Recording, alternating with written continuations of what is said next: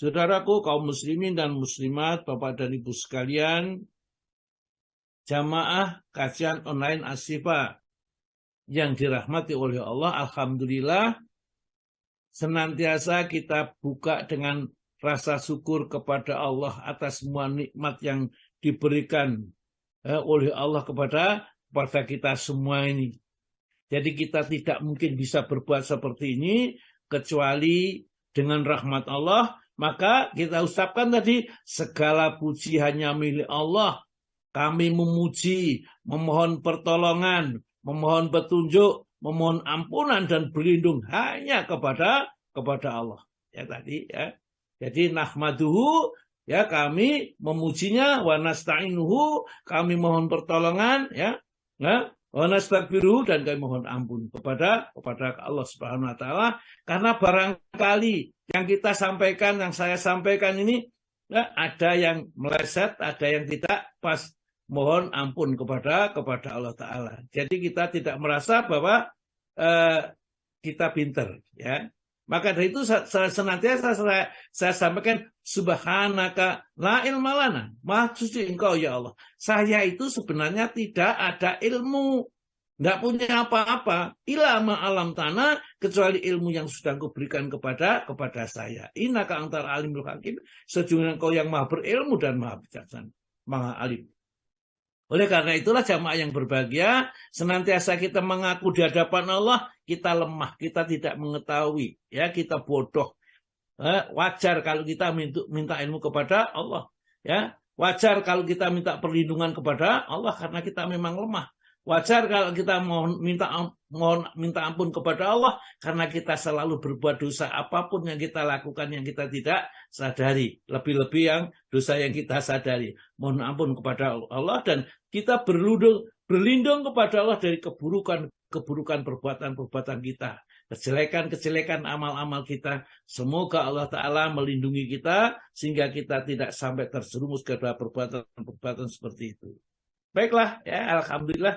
Nanti tadi sudah saya sampaikan berapa tadi wasiat Allah kepada Rasulullah tatkala Isra Mi'raj, tadi ada 5 sebenarnya, sudah saya bacakan 3. Saya bacakan dulu biar selesai. Masih karena 2 Ustaz. Masih 2. Supaya makan itu tidak mensisa, katanya makan sisa nanti ya PTE cepat mati katanya. Kalau emang enggak dintek nih PTE mati kata orang desa dulu ya.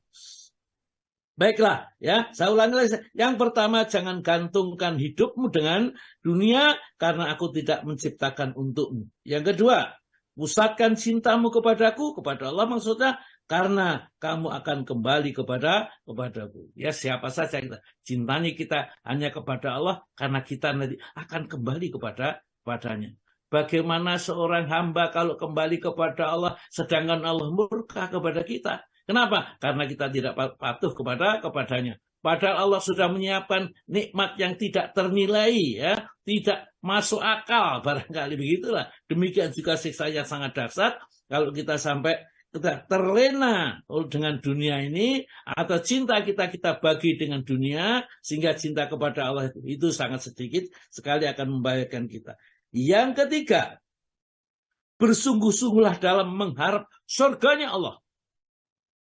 Bersungguh-sungguhlah kalian dalam mengharap surganya Allah. Ya. Karena siapa yang bersungguh-sungguh mengharap surga pasti tidak akan dikecewakan oleh Allah Ta'ala.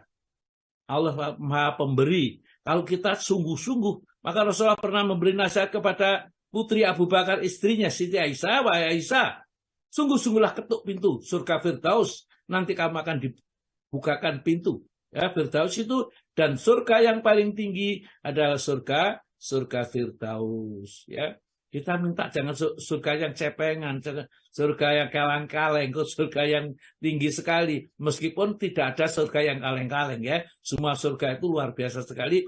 Kalau dunia seisinya itu tidak bisa menyamai kenikmatan surga yang ada nanti.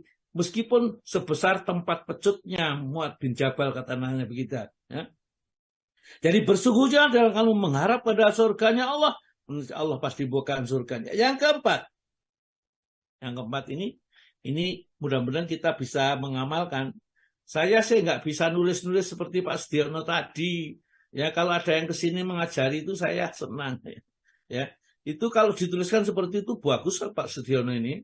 Kenapa? Orang yang mendengarkan gampang. Dan kita tidak usah soro-soro menghafalkan, menulis, tidak usah soro-soro sudah. Itu nanti kalau bisa diterangkan lagi. Tapi saya itu serba otomatis ini. Ya begitu dapat, datang, kita lihat ini. Yang keempat, ya. Yang keempat, putuskan harapanmu kepada manusia karena mereka tidak memiliki apa-apa yang kau harapkan. Aduh, ya. Coba rasakan setiap kata, setiap poin itu kalau kita rasakan, kita hayati, kita dalami, akan terasa di dalam diri kita. Coba saya ulang ini. Putuskan harapanmu kepada manusia. Jangan ada seorang yang berharap kepada manusia, termasuk istri kita, termasuk suami kita, anak kita. Jangan ada. Harapan kita putuskan semua. Harapan hanya kepada Allah Ta'ala. Ya. Ini yang berat. Ya. Kadang-kadang tak sekolahnya kedokteran, gajinya banyak, kemudian hasilnya besar, kena gisenden-senden lah aku wis tua, kadang-kadang itu. Tidak boleh. Ya. Kita tidak boleh gitu. Ya. Putuskan harapanmu kepada manusia karena mereka tidak memiliki apa-apa yang kau harapkan. Yang kita harapkan ada pada anak kita itu sudah ada pada Allah. Jadi kalau kita mengharap kepada Allah, nanti kita dapat, anak kita juga dapat.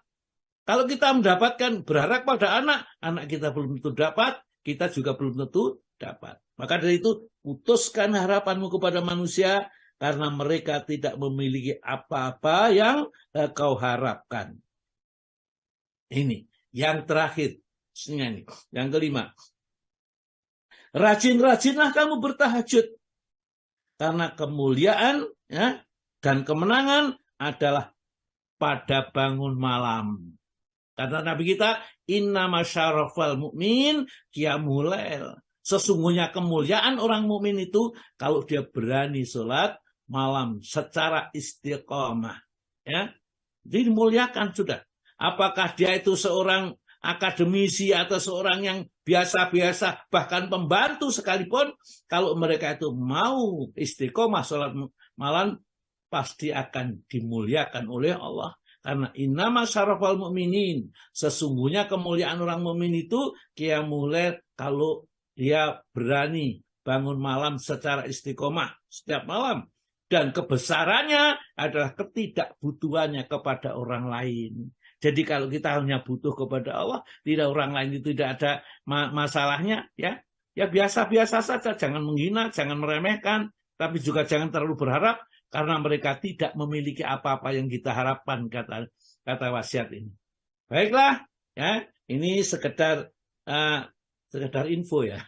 Nah, ini sekarang kita lanjutkan dengan yang membaca Al-Quran dulu, supaya nanti kita bisa masuk kepada materinya. Jadi kita ngaji tidak usah ke susu-susu. Ya. Oh gak mari kalau begitu. Ya mari kok ke susu-susu. Jadi alon-alon saja, yang penting bisa diamalkan setelah kita paham. Nah, kalau kita paham, definisi ngerti semua, tapi nggak bisa diamalkan, ya nanti termasuk orang-orang yang disesatkan oleh Allah tadi, 5 hal yang disebutkan di atas tadi. Baiklah, Ibu yang membaca Al-Quran siapa, Bu? Bu Ismi, santrinya Bu Novida, Ustaz, juga Asifah. Ya, ini banyak sekali santrinya Bu Novida itu ya. Istri saya juga santrinya yang taat sekali itu. Ya, itu kalau saya kasih tahu, kata Mbak Ida enggak boleh begitu, enggak boleh gitu ya. Ya sudah, kalau enggak boleh ya jangan dilakukan gitu aja. Ya, jadi fanatik dia ya sama gurunya. Kalau orang ingin berhasil memang harus fanatik kepada gurunya, ya. Artinya nasihat gurunya betul-betul dipegang. Kalau tidak jelas ditanyakan sampai dia mengerti, jangan sampai ada ilmu yang masih ragu-ragu yang kita miliki. Jadi misalnya kalau tentang baca Al-Quran, waduh, ya harus betul-betul ngerti. Apa kata gurunya? Guru yang lain mengatakan, enggak, lain dengan kata Bu Novi katanya. Waduh, ya sudah kadung fanatik itu sudah susah kok memang sudah. Ya. Jadi, wah ini kalau ngaji Ustadz Kadir kok banyak orangnya. Fanatik saja paling-paling itu ya. Ya, itu kadang-kadang masih ngantuk, yang penting melok ngaji. Tapi tidak apa-apa, jangan ngantuk. Baiklah, monggo Bu Ismiati Kita Ismi. Bukan Ismi, Ustaz. Ismiati, Ustaz. Ismi, bukan Ismiati ya, Bu? Ismiati. Bukan Bukan. Ismi. Ismi. Loh, Ismi ini kok di Sofri. dalam itu Ismi. kok Ismiati, Bu? Nggak, ada Ismi ada, Pak Ustaz. Tambu Isminya. Ismi Surabaya ya. Ismi Oh. Surabaya, bukan Ismi Mojokerto. Oh, Nah, ada nah. 2 Ismi ya. Iya, Ini yang Ustaz. maka dari itu besok kalau pertanyaan di akhirat itu bintinya itu penting.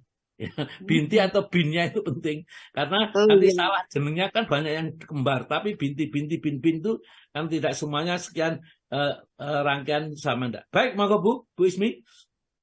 Nggih, matur nuwun Ustaz. Assalamualaikum warahmatullahi wabarakatuh. Waalaikumsalam. Waalaikumsalam warahmatullahi wabarakatuh. A'udzu billahi minasy syaithanir rajim. Bismillahirrahmanirrahim.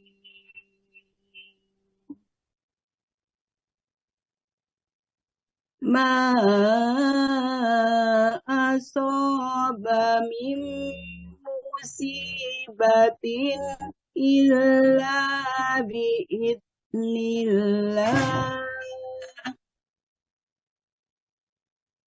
wa man yu'min billahi yahdi qalbah wallahu bikulli syai'in alim.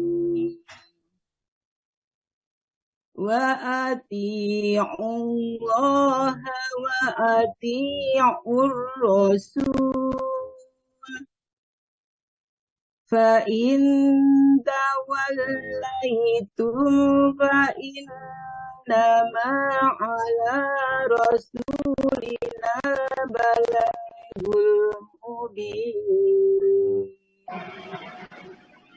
Allahu la ilaha illahu wa 'alallahi falyatawakkalul mu'minun.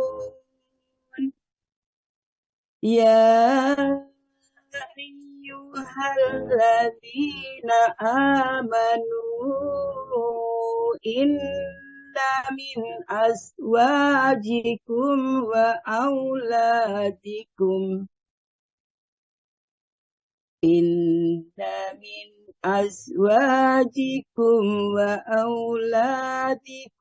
aduwwan lakum fahdharuhum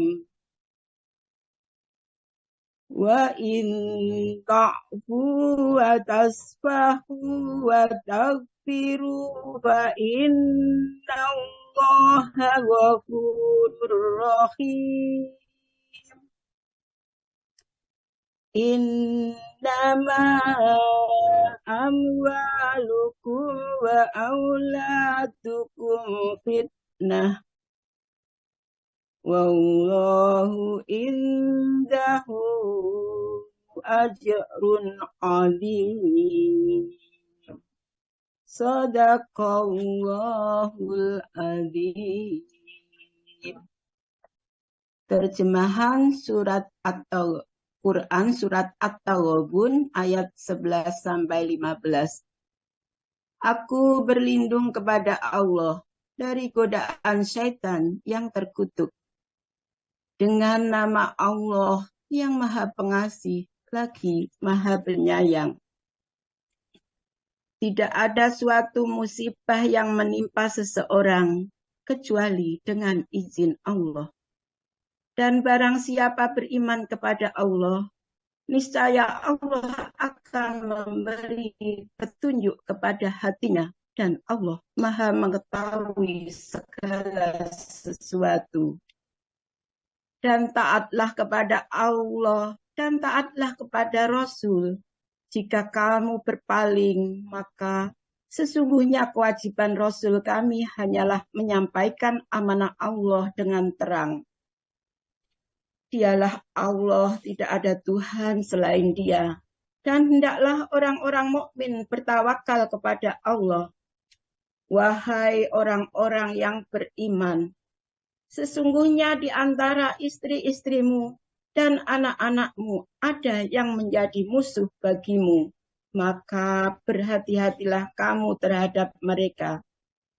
Dan jika kamu maafkan dan kamu santuni serta ampuni mereka, maka sungguh Allah Maha Pengampun, Maha Penyayang.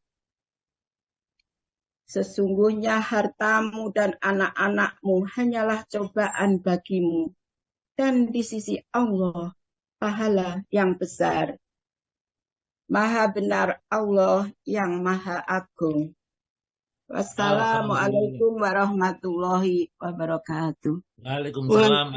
Terima kasih sekali Bu Ismi, luar biasa, tambah baik ya, tambah berkualitas membacanya. Yang kita bisa bedakan dengan dulu pada saat kita belajar pertama kali sekarang dengan sekarang. Maka kalau mereka berusaha ingin merubahnya, maka pasti mereka akan bisa berubah. Karena Al-Quran itu ya, itu zikrulaka, sebab kemuliaan bagi kalian. Ya, siapa yang diberikan oleh Allah Ta'ala itu Al-Quran, maka dia itu sesungguhnya adalah sudah diberi kemuliaan. Ya. Wa innahu la zikrulaka wa liqaumika, kata Allah di dalam surat nomor 43 ayat 44 ini. Wa innahu, dan sesungguhnya dia Al-Quran itu la zikrulaka, betul-betul menjadi peringatan kepada kalian, atau betul-betul merupakan sebab kemuliaan bagi kalian. Wa saufa, dan nanti tatkala kamu menghadap Allah, terus alun diminta pertanggungjawabannya. Itulah sebabnya kenapa kita senantiasa jangan meninggalkan Al-Quran ya, dalam segala kegiatan aktivitas kita. Ingat terus bahwa Allah Ta'ala hanya menitipkan satu kitab saja, yakni Al-Quran yang jelas benarnya, dan itu diturunkan dengan ilmu Allah. Bagaimana kita mensikapi? Baiklah, mari kita coba ya memahami sedikit firman Allah ya. Ini dengan pemahaman yang masih sedikit, ini tentunya mempunyai pemahaman yang lebih luas. Jadi Al-Quran itu bisa dipahami ahli bahasa, kemudian bisa orang teknologi, kemudian orang matematika, bisa dipahami dengan juga orang tasawuf dan lain sebagainya. Dan mungkin mereka mempunyai jangkauan pemahaman yang berbeda. Tapi tidak ada yang salah, ya mereka benar. Kalau kita lihat Ustadz Baha, Ustadz Adi Hidayat, Ustadz Somad itu semua mempunyai sendiri-sendiri modelnya kalau kita perhatikan. Pada ayat yang ke-11 itu Allah mengingatkan kepada kita jangan sedih, jangan risau kalau kita saat tertimpa oleh suatu bencana atau musibah. Lah musibah itu biasanya kita artikan, kita maknai sesuatu yang sangat menyebabkan kita menderita. Padahal musibah itu artinya menimpa, gitu saja. Apakah yang menimpa itu seperti kebaikan dan keburukan? Itu namanya musibah. Ya. Hanya saja tidak ada orang mengatakan aku musibah. Kenapa? Aku dapat musibah. Tidak ada seperti itu. Musibah pasti dikaitkan dengan sesuatu yang tidak menyenangkan. Ma'asoba, ya, tidak akan menimpa musibatin, satu musibah atau bencana biasanya gitu ya. Kan? Ila, kecuali biiznilah, dengan izin Allah ya. Kalau di dalam surat Al-Hadid ayat yang ke-22 itu, ma asaba min musibatin fil ardi wala fi anfusikum ila fi kitabim min qabli an nabraha inna dzalika 'alallahi yasir. Monggo Bu Wati dibaca sebentar Bu Wati. Surat Al-Hadid surat nomor 57 ayatnya ayat 22. 5722 nggih Ustaz.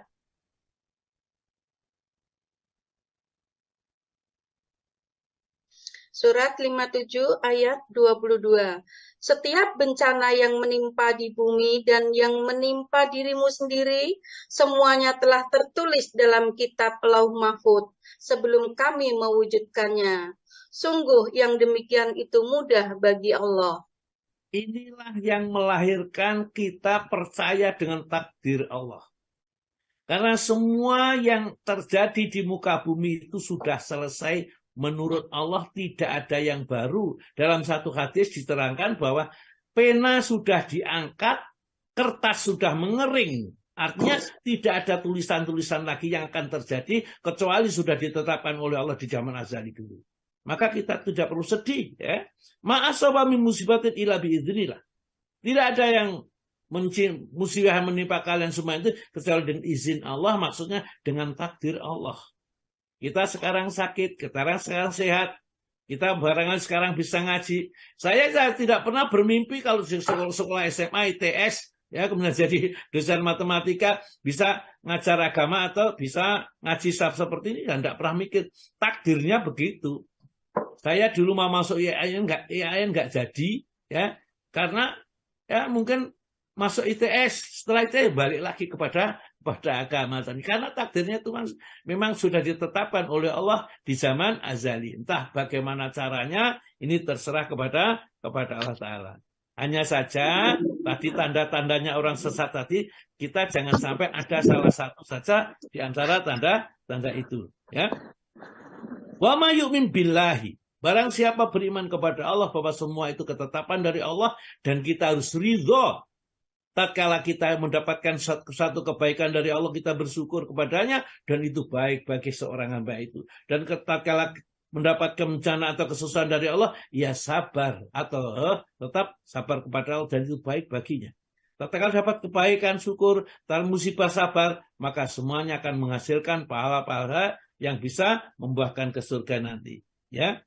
Wa may yu'min billahi, barang siapa yang beriman kepada Allah bahwa semua itu datangnya dari Allah, yahdi qalbah, maka Allah akan memberikan bimbingan atau petunjuk ke dalam hatinya, iman yang menjadi semakin kokoh, semakin kuat. Ya. Karena memang datang dari Allah. Mau apa kita tidak mau. Sekarang mau sakit, saya misalnya kena diabetes, ya mau tidak mau, ya sudah, karena saja. Hanya sekarang bagaimana kamu mensikapi tatkala kamu diberi oleh Allah ujian berupa sakit seperti itu. Kalau sembrono saja ya tebal, ya kan? Karena penyakit diabetes itu penyakit yang ada tambahnya di dalam nasi. Lah nasi itu makanan kita. Maka dari itu kalau sudah divonis kena diabetes, kapan mati nih? Gitu aja sudah. Ya, gitu. Meskipun nggak diabetes juga kapan matinya sama. Tapi seakan-akan orang yang kena diabetes itu sudah tertentu sudah. Ya, seperti kalau orang sudah gagal ginjal misalnya, wah kapan itu tinggal nunggu aja. Kalau nggak pagi ya siang, kalau nggak siang ya petang, kalau nggak petang ya malam, ya itu saja. Padahal semuanya sama seperti itu. Nah, kemudian wallahu dan Allah bikulli syai'in terhadap segala sesuatu alimun maha mengetahui. Wis ya. Sekarang kalau begitu apa? Serahkan kepada Allah, tetap tawakal kepada Allah, tetap sabar menjalankan perintah, ya, tetap sabar menjauhi larangan Allah, ya, dan lebih sabar lagi menerima takdir dari Allah Subhanahu wa taala. Caranya bagaimana? Wa atiullaha wa atiur rasul, ya. Dan taatlah kamu kepada Allah dan taatlah kamu kepada Rasul. Taat wa atiullaha wa atiur rasul. Taatlah kepada Allah dan taatlah kepada Rasul. Semua yang diperintahkan oleh Allah kerjakan. Semua yang dilarang oleh Allah tinggalkan. Ya, wa atiur rasul, dan ikuti bagaimana petunjuk Rasul untuk menjalankan perintah, bagaimana petunjuk Rasul menjauhi larangan. Seperti dilarang berbuat syirik, apa saja yang termasuk syirik. Kalau kita nggak ngerti yang termasuk syirik, bagaimana kita bisa belajar tauhid biar selamat dari syirik? Tidak bisa. Maka kita harus belajar tauhid untuk terhindar dari perbuatan syirik. Ya. Wa in tawallaitum, jika kamu sekalian berpaling dari taat kepada Allah dan taat kepada Rasul, ya, maka kata Allah, fa inna ma'ala rasulina, maka sesungguhnya tugas Rasul kami itu hanyalah al-balagu, menyampaikan risalah saja. Syariat disampaikan, tata cara ibadah disampaikan, al-mubin, dan menjelaskan semuanya. Tidak berhak memberi petunjuk. Yang memberi petunjuk adalah Allah. Oleh karena itu, mintalah petunjuk kepada Allah. Dalam satu hadis diterangkan, wahai manusia, kamu semua adalah sesat kecuali yang saya beri petunjuk. Oleh karena mintalah petunjuk kepadaku, niscaya kamu akan aku beri petunjuk. Itulah sebabnya Nabi kita senantiasa berdoa, Allahumma inni as'aluka huda. Ya Allah, saya akan mohon kepadamu petunjuk. Allahumma inni as'aluka huda wa tuqa, dan perasaan takwa kepadamu. Wal afafa, dan senantiasa menjaga kesucian diri. Ya, wal ghina, dan kecukupan, sehingga tidak akan butuh kecuali kepada Allah. Dilanjutkan ayat yang ke-13, Allahu la ilaha illahu. Karena hanya Allah, tidak ada ilah, tidak ada sesembahan, tidak ada yang diagungkan, ditaati dan dipatuhi, illa huwa, kecuali dia Allah. Wa 'alallahi, dan kepada Allah lah falyatawakkalul mu'minun, hendaklah orang yang mengaku beriman bertawakal sepenuhnya kepada Allah. Jangan sampai bertawakal kepada anak, bertawakal kepada harta, suami, istri, atau yang lain. Tawakal hanya kepada Allah, menyerahkan segala urusan yang ditakuti, yang dikhawatirkan hanya kepada Allah, bukan kepada selain Allah. Coba rasakan. Kalau kita ngaji itu bisa merasakan, tidak hanya sekedar telinganya yang mendengar, tapi hatinya ikut merasakan. Ya, maka akan merubah manusia dari derajat binatang menjadi derajat yang bertakwa. Karena yang menjadi ciri-ciri penghuni neraka ini, hatinya buntu, tidak bisa, matanya buta, hatinya mati, telinganya buta, telinganya tuli, dan matanya buta. Itu disebutkan di dalam surat nomor 7, surat Al-A'raf, surat nomor 7, ayatnya 179. Itu orang itu akan dijadikan penghuni neraka, itu cirinya ada 3. Mau nggak Bupati? Ya Ustadz. Surat 7 ayat 179. Dan sungguh akan kami isi neraka jahanam banyak dari kalangan jin dan manusia. Mereka memiliki hati, tetapi tidak dipergunakan untuk memahami ayat-ayat Allah. Dan mereka memiliki mata, tetapi tidak dipergunakannya untuk melihat tanda-tanda kekuasaan Allah. Dan mereka mempunyai telinga, tetapi tidak dipergunakannya untuk mendengarkan ayat-ayat Allah. Mereka seperti hewan ternak, bahkan lebih sesat lagi. Mereka itulah orang-orang yang lengah. Iya.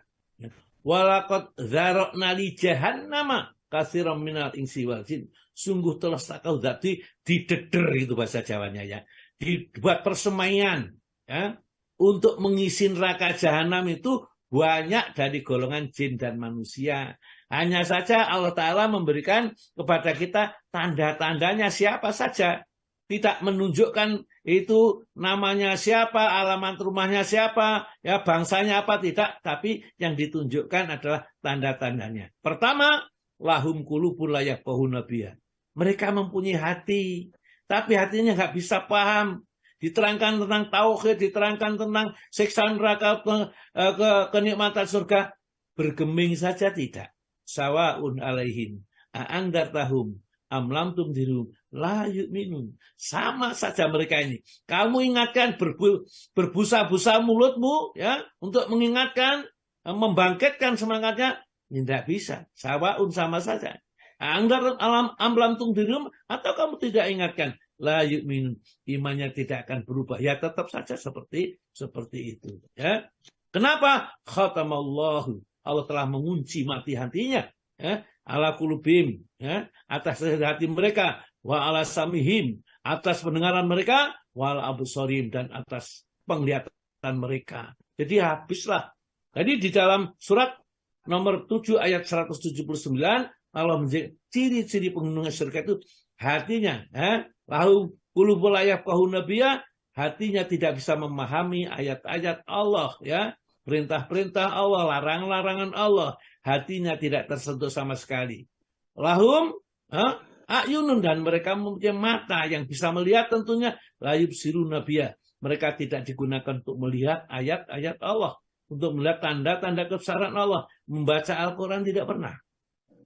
Bagaimana kita ngaku orang muslim, beriman kepada Allah, Allah menurunkan kitabnya Al-Quran, enggak pernah untuk membaca. Kalau tahu membaca, sepokok muni saja, ya. Jadi tidak pernah memikirkan harus dibetulkan cara bacanya, karena baca Al-Quran kata Ustadz Wahib tidak sama dengan baca Quran, ya. Itu agak berbeda. Dikatakan memang benar-benar berbeda. Wa Allahi falyatawakkalul mu'minun, dan kepada Allah sajalah orang yang beriman itu bertawakal atau menyerahkan usulnya. Ya ayyuhalladzina amanu. Nah, sekarang setelah ayat 13 disebutkan orang mukmin itu bertawakal kepada Allah saja, dipanggil oleh Allah dengan panggilan yang sangat lembut. Ya ayyuhalladzina amanu, wahai orang-orang yang beriman, wahai hamba-hambaku yang beriman, seakan-akan begitu, ya. Ya. Inna, sesungguhnya, min azwajikum, sebagian dari istri-istri kalian, ya. Wa auladikum, dan sebagian dari anak-anak kalian. Ini berarti ada sinyal bahwa laki-laki istrinya lebih dari satu. Karena yang disebut sebagian, jadi tidak semua istri. Sebagian dari istrinya dan sebagian dari anaknya itu aduwal lakum, musuh bagi kalian. Jadi ada barangkali istri yang jahat, tuntutannya banyak, tapi pelayanannya tidak ada kepada suami. Ini yang berbahaya sekali. Padahal sebenarnya istri itu paling mudah meraih surga dengan cara taat kepada suaminya, apa yang diperintahkan asalkan tidak melanggar agama, ya, taat saja, maka dan mati tatkala meninggal dunia, suaminya ridho dengan pelayanannya, disuruh memilih pintu surga mana yang kamu inginkan. 8 pintu surga dibuka, ya, untuk dirinya. Maka itu di dunia itu seakan-akan dia diperlakukan sebagai budak, disuruh dipanggil, kemudian datang disuruh lagi panggil lagi, ya. Sing sabar, ya, karena surga kan balasannya nanti, ya, seperti itu. Ya ayyuhalladzina amanu inna min azwajikum wa auladikum aduwalakum, musuh bagi kalian. Kadang-kadang istrinya yang mendorong suaminya untuk korupsi, ya, yang mendorong suaminya gak usah ke masjid, yang mendorong suaminya gak usah sedekah, gak usah infak, kemarin sudah, ya, kita tidak perlu, saya sudah, bapak gak usah sudah, ya. Padahal dua-duanya kan kepengen dapat kemuliaan dari Allah, dapat surga, ya. Baik laki-laki dan perempuan harus beramal sendiri-sendiri, nanti ngitungnya itu tidak borongan, ya.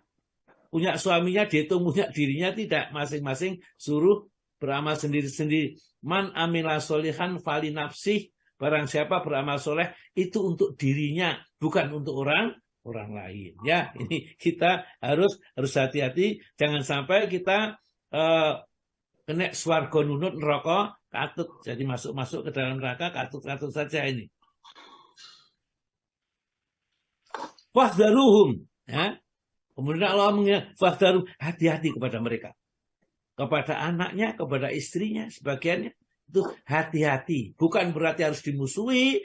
Kalau salah harus benar dibentak-bentak kemudian diusir dari rumah. Jangan. Berbeda keyakinan, jangan. Ya. Fahdaruhum, hati-hati kepada mereka. Wa in ta'fu, dan jika sekiranya kalian memaafkan atas kesalahan yang diperbuatnya, wa tasfahu, dan berlapang dada atas kekeliruan yang diperbuatnya, wa taghfiru, dan mengampuni kalau dia dosa-dosa kepada kalian, fa innallaha ghafurur rahim, sesungguhnya Allah Maha Pengampun lagi Maha Penyayang. Artinya sebagaimana kamu mengampuni, memaafkan anak-anakmu dan istrimu, Allah akan memaafkan kita, mengampuni kita nanti. Siapa yang tidak ingin diampuni oleh Allah? Semua di antara kita adalah ingin diampuni oleh Allah. Maka ojo kejem-kejem sama anaknya, saja kejem-kejem sama istrinya. Ya, istri kita bukan malaikat, bukan bidadari yang lepas dari kesalahan. Pasti suatu saat kita salah istri kita. Demikian juga suami kita bukan malaikat yang suatu saat juga pasti berbuat salah. Maka kita maafkan. Wa in ta'fu, dan kalau memaafkan itu kesalahan kecil. Wa tasfahu, berlapang dada, tidak ngungkit-ngungkit dan seterusnya. Wa takbaru, dan kalau salahkan pun dia ampuni, asalkan, ya, kesalahan-kesalahan itu bisa dibenarkan atau diluruskan, maka tetap kita luruskan. Fa innallaha ghafurur rahim. Nah, biasanya yang menyebabkan istrinya itu salah, anaknya yang salah, karena mereka itu menuntut harta yang banyak. Ya. Suaminya tidak bisa, kemudian dia akhirnya masuk penjara. Setelah masuk penjara, dia Akhirnya marah sama istrinya gara-gara sampean, Bu, ya. Saya sekarang bersini ingin membelikan mobil, ingin membelikan tanah dan lain sebagainya. Maka Allah Ta'ala menjelaskan di dalam ayat yang ke-15, innama amwalukum, sesungguhnya harta-harta kalian itulah, ya, itu hanyalah wa auladukum, dan anak-anak kalian, ya, innama amwalukum wa auladukum, sesungguhnya harta kalian dan anak-anak kalian itu fitnah, hanya suatu cobaan saja. Jadi fitnah. Tapi kita ternyata senang fitnah, senang harta itu fitnah, ya. Jadi padahal harta itu fitnah. Artinya tatkala diberikan suatu cobaan itu untuk menguji kita, apakah dengan harta yang banyak tetap taat kepada Allah, apakah dengan anak-anak yang sukses kita tidak menjadi sombong, ujian saja kepada kita, ya. Dan kalau siapa bisa lulus dari ujian atau fitnah ini, maka dia akan mendapatkan satu balasan yang sangat mulia sekali di sisi Allah, yakni surganya, wallahu indahu ajrun azim, karena di sisi Allah itu adalah surga yang sangat agung, ya. Baiklah, kita lanjutkan pada kita fikih sunnah ini. Sayyid Sabiq, ya, babnya adalah bab Jumat, ya. Wajibnya sholat Jumat, ya. Monggo Bu Wati dibacakan dulu, nanti kalau saya berhenti dulu, saya jelaskan. Monggo Bu Wati. Ya Ustaz, bismillahirrahmanirrahim. Wajibnya sholat Jumat.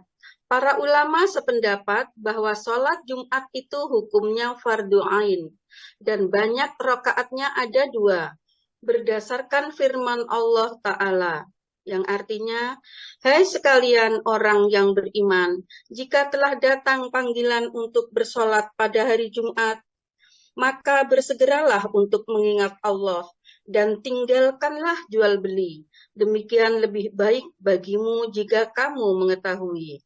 Ya, ini dasarnya bahwa sholat, ya, sholat itu wajib, ya, bagi seorang muslim. Nah, karena ayat ini disebut ya ayyuhalladzina amanu, maka mereka menganggap bahwa kewajiban itu laki-laki dan perempuan. Ya, oleh karena itu perlu dijelaskan lagi oleh Rasulullah SAW tentang kewajiban itu kepada siapa saja, nanti dijelaskan. Ya ayyuhalladzina amanu, kembali Allah memanggil kepada orang yang sangat dicintai, ya, yakni orang beriman yang pasti akan dimasukkan surga. Hanya ada yang langsung, ada yang mampir dulu ke dalam neraka ini, ya. Idza nudiya lis-sholati, apabila diseru untuk mengerjakan sholat, artinya mendengarkan adzan untuk sholat, yaumil jumu'ati, di hari Jumat, ya, fas'au, maka bersegeralah ila zikrillahi, ingat kepada Allah, artinya mendatangi sholat Jumat untuk bersama ini, ya.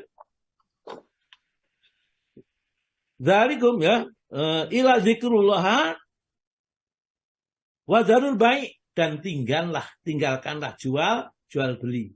Jadi begitu dengar adzan, maka kalau kita di Mekah, ya, umroh atau haji, ya, barangkali ibu kalau dengan Allahu Akbar, langsung semua toko-toko ditutup begitu saja, dagangannya ditinggal, mereka sholat. Apakah yang mereka itu sholat di tempatnya situ atau di masjid, tapi kebanyakan sholat di masjid, itu ditinggalkan semua dagangannya, mereka tidak khawatir diambil orang. Wadaral baik, dzalikum, yang demikian itulah khairul lakum, lebih baik bagi kalian, in kuntum ta'lamun, kalau kamu mempunyai ilmu. Kalau gak mempunyai ilmu, gak ngerti, ya, nggak paham, dikira dagangan dodolan itu masih lebih baik, maka dari itu sudah dengar adzan masih sibuk dan jual beli.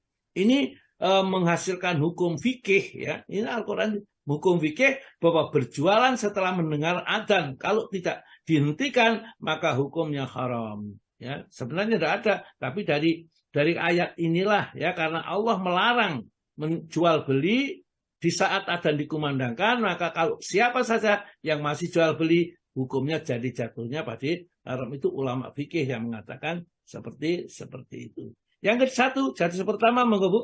1. Berdasarkan hadis riwayat Bukhari dan Muslim dari Abu Hurairah radhiyallahu an, bahwa ia mendengar Rasulullah Shallallahu alaihi wasallam bersabda, kita ini adalah umat yang terakhir, tetapi terdahulu pada hari kiamat nanti. Hanya mereka diberi kitab sebelum kita, dan kita diberi sesudah mereka. Dan sebenarnya hari inilah yang diperintahkan kepada mereka untuk membesarkannya, tetapi mereka berselisih, sedang kita diberi petunjuk oleh Allah. Maka orang-orang yang sebelum kita itu menjadi pengikut bagi kita. Orang-orang Yahudi esok dan orang-orang Nasrani esok lusa. Jadi hari besar itu, ya jadi umat Muhammad itu meskipun umat yang terakhir, besok masuk surganya duluan. Ya, sebenarnya terakhir dan dulu itu hanya karena kita diturunkan kitab itu yang paling akhir, yang pertama ya umat-umat yang dulu itu lebih dahulu diturunkan kitab. Tapi besok ya di akhirat itu adalah kita masuk surga lebih dulu. Karena sebenarnya orang-orang Yahudi itu disuruh menghormati atau mengagukan hari Jumat juga. Tapi dia membalik besoknya jadi hari Sabtu. Orang Nasrani lusanya baru jadi Ahad. Sehingga yang betul-betul mengikuti petunjuk Allah hanyalah umat Islam yang nanti akan dimulaikan oleh Allah. Maka disuruh masuk surga lebih dahulu. Hadis nomor 2. Hadis nomor 2 dari Ibnu Mas'ud radhiyallahu an, bahwa Nabi Shallallahu alaihi wasallam bersabda terhadap orang-orang yang meninggalkan sholat Jumat. Sungguh, saya berniat hendak menyuruh seseorang menjadi imam bagi orang-orang yang berjamaah. Lalu saya pergi membakar rumah orang-orang yang meninggalkan sholat Jumat itu.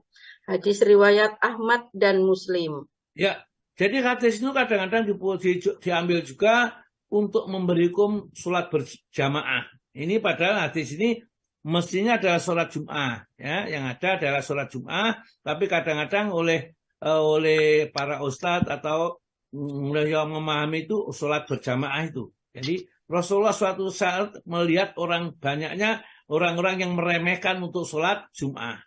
Maka ya lakot hamam tuh, sungguh aku menginginkan an amura untuk memerintahkan rojulan seorang laki-laki yufasilu untuk memimpin sholat binasi kepada manusia. Dan aku akan mendatangi kepada mereka yang meninggalkan sholat Jumat itu, akan aku bakar rumahnya beserta orang-orangnya.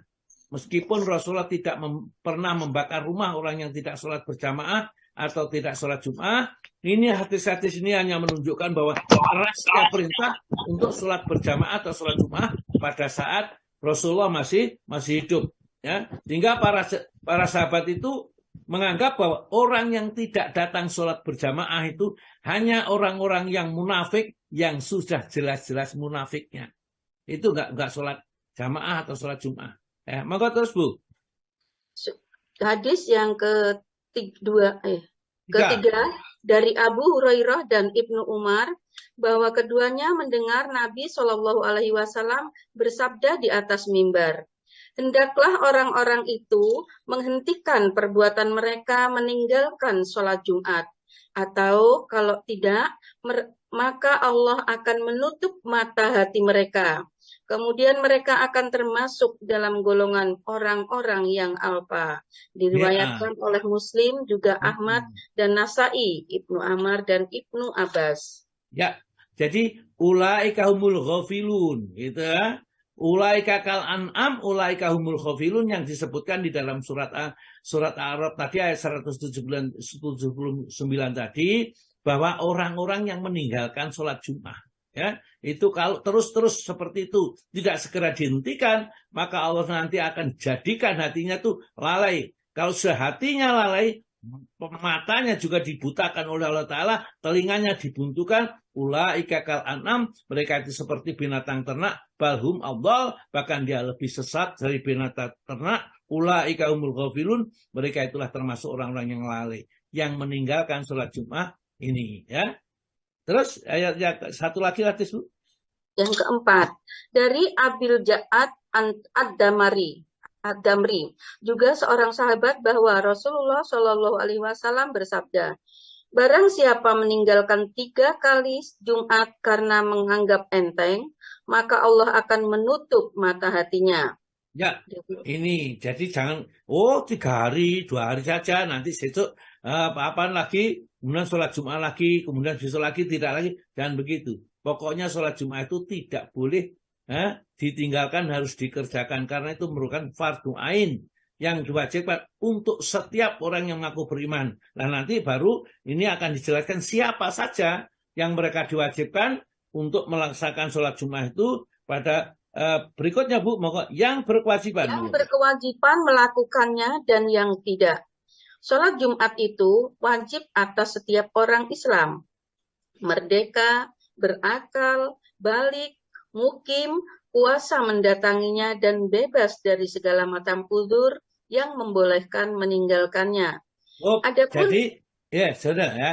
Jadi kalau mereka terbebas dari uzur, maka wajib Jumatan. Baru kalau ada uzur, mereka tidak Jumatan, tidak apa-apa. Nah, uzurnya itu apa saja? Artinya yang diperbolehkan tidak sholat Jumat itu siapa saja di antara umat Islam ini. Karena tentunya kita lihat tidak semua orang itu bisa mengerjakan sholat Jumat, ada yang tidak Jumat. Nah, di antara yang tidak Jumatan itu ada yang dibenarkan oleh syariat, ada yang tidak dibenarkan oleh syariat. Yang dibenarkan oleh syariat mereka tidak dosa. Yang tidak dibenarkan oleh syariat mereka dosa. Siapa yang dibenarkan oleh syariat itu? Monggo Bu, 1. Adapun yang tidak wajib ialah 1. Perempuan dan 2. Anak kecil. Kedua orang ini telah disepakati oleh bersama. 3. Sebentar ya.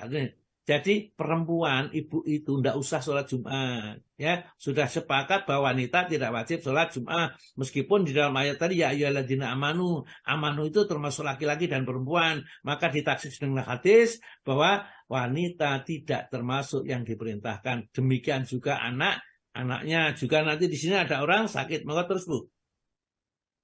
3. Orang sakit yang sukar untuk pergi ke masjid atau khawatir dengan itu akan bertambah parah sakitnya atau lambat sembuhnya. Termasuk dalam golongan ini orang yang merawatnya. Sedang tugas itu tak dapat diserahkan kepada orang lain. Dari Thariq bin Shihab dari Nabi SAW, sabdanya, Jumat itu wajib atas setiap muslim dengan berjamaah, kecuali 4 golongan, yaitu hamba sahaya, perempuan, anak-anak, dan orang sakit.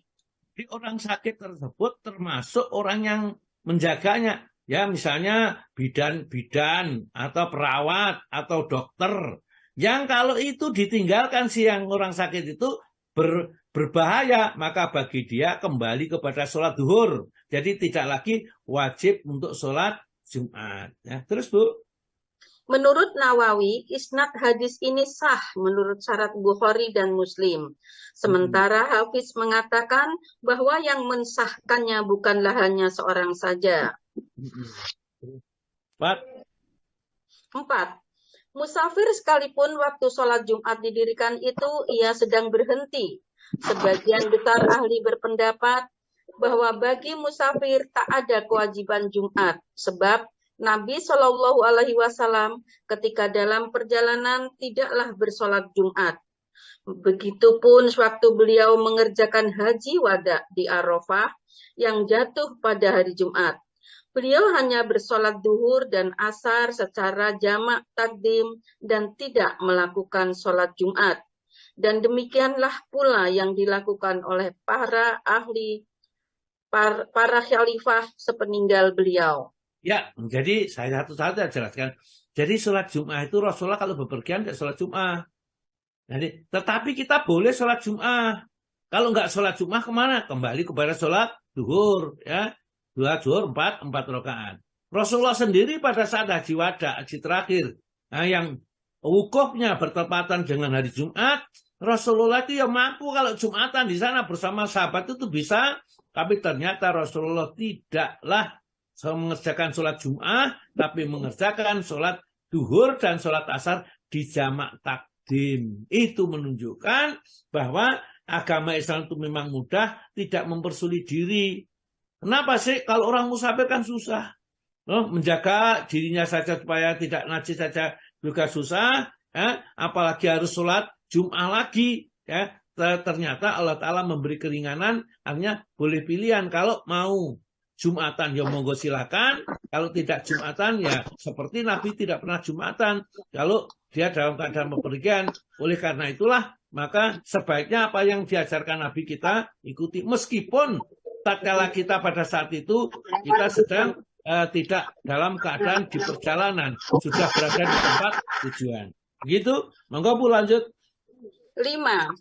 Orang yang berhutang yang takut akan dipenjarakan sedang ia dalam kesempitan. Dan Ya, yang terus. dan yang 6, orang yang sedang sembunyi karena takut kepada penguasa yang lalim. Jadi orang delik aja ya. Karena mungkin ditangkap itu karena barangkali dituduh saja. Dia itu tidak melakukan perampokan, tidak melakukan penipuan, tidak melakukan apa-apa, tapi dituduh lah. Ini mereka dalam persembunyiannya kalau dia keluar, nanti dia akan tangkap polisi, maka boleh tidak Jumatan. Yang ketujuh. Yang ketujuh, hadisnya nggak usah dibaca aja Ustaz. Ya, Bu Anu, dibaca tujuh terjemahnya aja Bu. Barang siapa yang mendengar azan sholat dan tidak mendatanginya, maka tidak sah sholatnya, kecuali karena uzur. Para sahabat bertanya, apakah uzur itu? Ujar beliau, takut atau sakit. Ya, jadi uzurnya takut. Jadi kalau kita ketakutan, kalau ada azan harus datang. Itu pasti laki-laki ke masjid ya atau Jumatan. Nah, kecuali uzurnya apa? Uzurnya takut ya. Jadi yang pertama di sini sebenarnya beliau bernyata takut atau sakit. Kalau sakit juga nggak usah datang. Kalau takut juga nggak usah datang. Jadi misalnya ada orang yang mencari dia mau dibunuh, misalnya orang yang mendolimi dirinya, dia kalau keluar nanti pasti ditangkap dan dibunuh, maka tidak usah di Jumatan, tidak masalah. Yang ketujuh, maka semua orang mendapat uzur yang diberi keringanan oleh syara untuk meninggalkan jamaah seperti karena adanya hujan, lumpur, udara dingin, dan sebagainya. Dari Ibnu Abbas radhiyallahu an bahwa ia berkata kepada muadzinnya di waktu hujan lebat, jika Anda sudah mengucapkan asyhadu anna Muhammad Rasulullah, jangan diteruskan dengan hayya ala sholah, tetapi serukanlah shollu fi buyutikum, yang artinya bersolatlah di rumahmu masing-masing. Mendengar itu orang-orang hendak menyangkal, maka kata Ibnu Abbas, demikian itu telah dikerjakan oleh orang yang lebih baik daripadaku. Maksudnya Nabi Muhammad SAW. Sesungguhnya Jumat itu adalah suatu kewajiban, tetapi saya tidak hendak menyuruh kamu keluar rumah dengan melalui jalan berlumpur dan becek. Iya, jadi itulah. Jadi kalau kondisinya hujan, meskipun hujannya nggak deras ya, itu ulama-ulama masih boleh karena rukhsah yang dari Nabi, kita nggak Jumatan boleh shollu fi buyutikum yang adzan tadi harus setelah wa asyhadu anna Muhammadur Rasulullah, misalnya kan mestinya hayya Rasulullah hayya falah diganti shollu fi buyutikum, artinya salatlah kalian masing-masing di rumah kalian ya, salatlah di rumah kalian. Baik, saya kira sementara cukup dulu Bu, kita tandai, nanti akan kita lanjutkan pada pertemuan berikutnya. Tinggal satu saja Bu. Monggo. Ustaz, dari Malik dari ayahnya bahwa ia menghadiri Jumat bersama Nabi Shallallahu Alaihi Wasallam. Tiba-tiba datanglah hujan yang tak sampai akan membasahi terompah. Tapi Nabi Shallallahu Alaihi Wasallam menyuruh mereka supaya bersolat di kendaraan mereka masing-masing.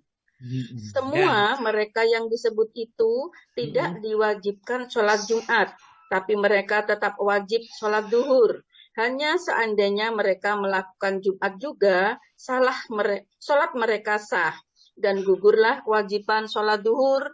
Mengenai wanita, mereka banyak yang hadir di masjid di masa Rasulullah SAW dan melakukan sholat Jumat bersama beliau. Ya, jadi kalau sholat boleh, sholat wanita itu sholat Jumat seperti kalau kita di Masjid Nabawi atau di Masjidil Karom pada saat Jumat itu hari Jumat ya mereka datang aja semua ya. ya tidak ketinggalan karena mumpung mungkin berada di Masjid Nabawi di sana atau di Masjidil Haram. Baiklah ya, mungkin akan kita lanjutkan pada teman berikutnya, waktu sholat Jumat dan bilangan pengikut sholat Jumat, karena ada beberapa perselisihan. Kalau Jumatan itu kurang dari 40 orang misalnya, itu tidak sah, itu pun harus dan seterusnya. Maka kita kembali kepada bagaimana tuntunan Rasulullah. Insya Allah nanti akan kita bahas pada pertemuan berikutnya. Sampai di sini monggo Pak Haji Muhammad. Matur nuwun.